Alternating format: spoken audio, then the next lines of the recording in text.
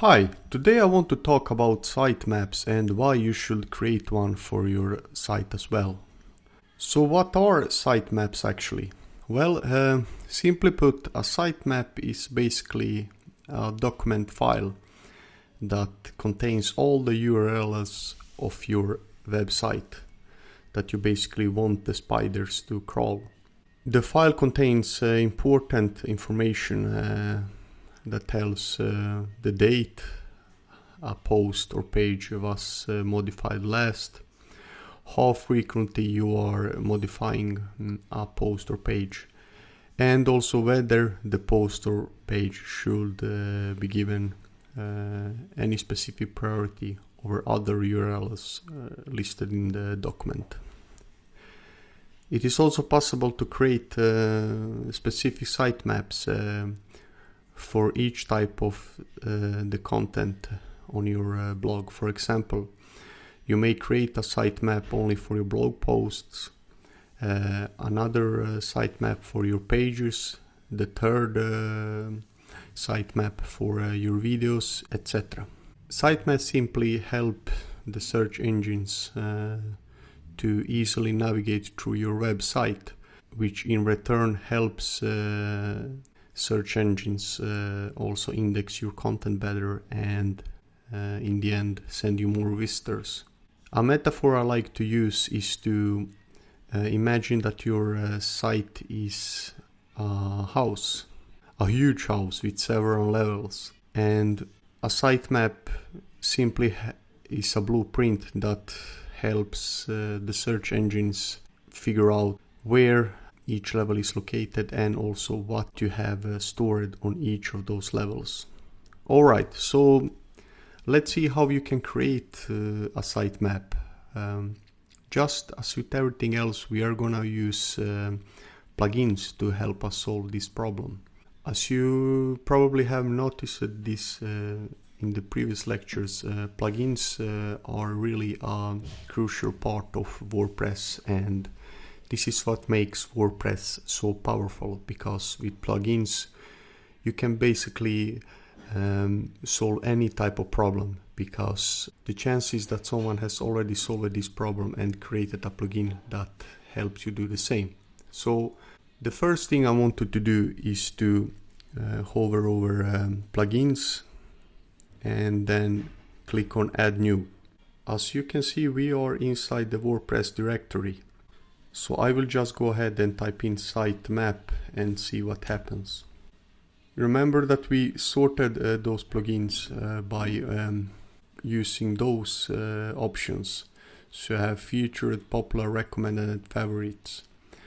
You can play around with those, but I will click on popular first and see which one is listed as first.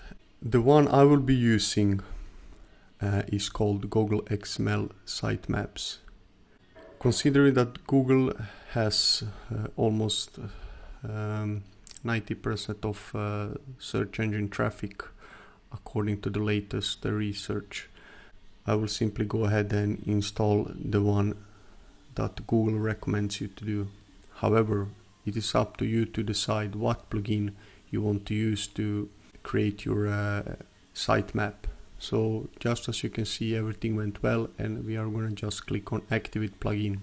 So as the plugin has been installed, let's check it out. In this case, the plugin is located under settings and XML sitemap. Now, if you can't find the plugin you recently installed, make sure you hover over the sections on the left navbar, because in most cases it will be located in one of those subsections.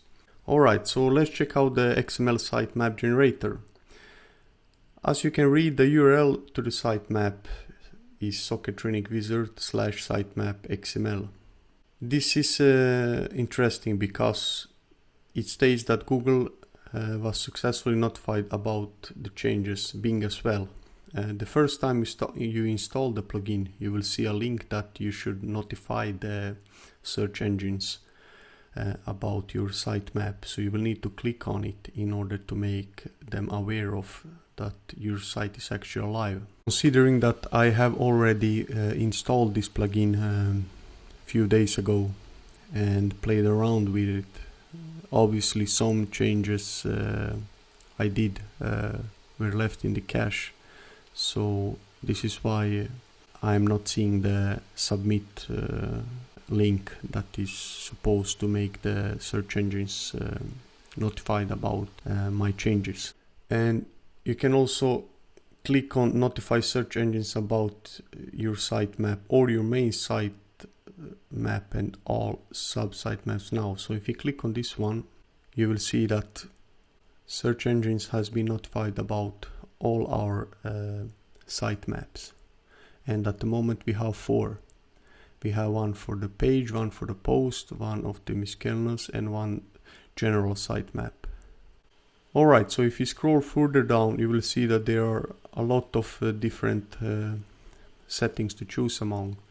I will leave those as they are because this has already been tested out a lot of times, and developers have also done their best to optimize this plugin to really give you the most for the bucks. So you can play around with the plugin, but as I said, make sure you don't do any huge changes.